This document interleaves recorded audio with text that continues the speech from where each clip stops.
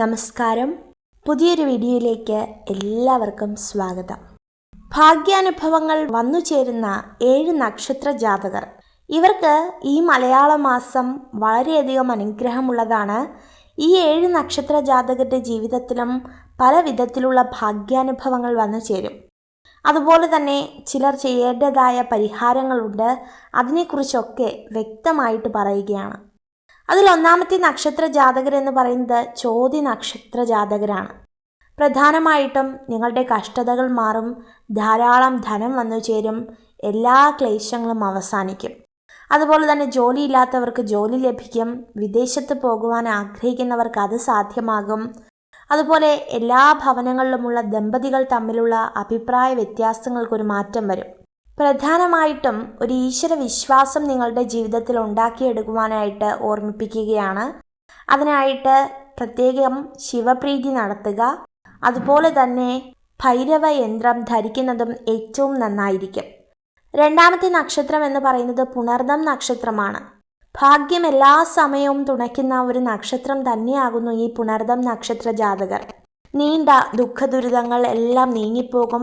അതുപോലെ തന്നെ നിങ്ങളുടെ ജീവിതത്തിൽ പല അവസരങ്ങളും പ്രയോഗിക്കുക.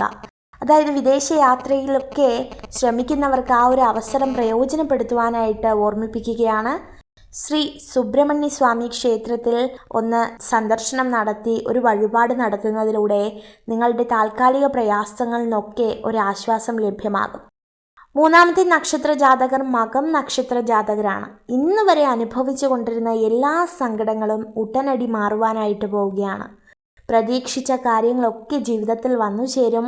അതുപോലെ നിങ്ങളുടെ ആഗ്രഹങ്ങൾ ഇഷ്ടവിവാഹമാണോ, ഒരു ഭവനമെന്ന സ്വപ്നമാണോ, എല്ലാം തന്നെ നിങ്ങളുടെ ജീവിതത്തിൽ വന്ന് നിറയുക തന്നെ ചെയ്യും. നാലാമത്തെ നക്ഷത്ര ജാതകർ അനിഴം നക്ഷത്ര ജാതകരാണ്.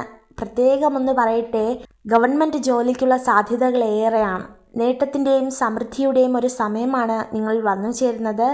അതുപോലെ തന്നെ ഒരു മഹാമൃത്യുഞ്ജയ ഹോമം നടത്തുക. കൂവളത്തില ശിവക്ഷേത്രത്തിൽ സമർപ്പിക്കുന്നതും ഏറ്റവും മികച്ച ഒരു ധർമ്മമാകുന്നു. അതുപോലെ അഞ്ചാമത്തെ നക്ഷത്ര ജാതകർ ചതയം നക്ഷത്ര ജാതകരാണ്.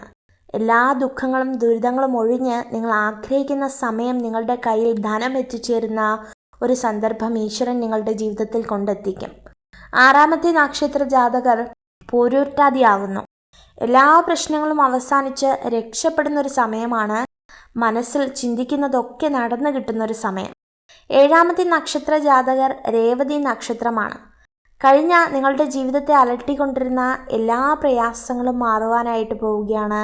ദുഃഖദുരിതങ്ങൾ, ദാമ്പത്യ പ്രശ്നങ്ങൾ, ഒരു ഭവനം വേണമെന്ന ആഗ്രഹം, ഇതിനെല്ലാം പരിഹാരം ലഭിക്കുവാനായിട്ട് പോവുകയാണ്. അപ്പോൾ തീർച്ചയായിട്ടും ഈ 7 നക്ഷത്ര ജാതകരെയും മറ്റു നക്ഷത്ര ജാതകരെയും ഈശ്വരൻ അതിസമൃദ്ധമായിട്ട് അനുഗ്രഹിക്കട്ടെ.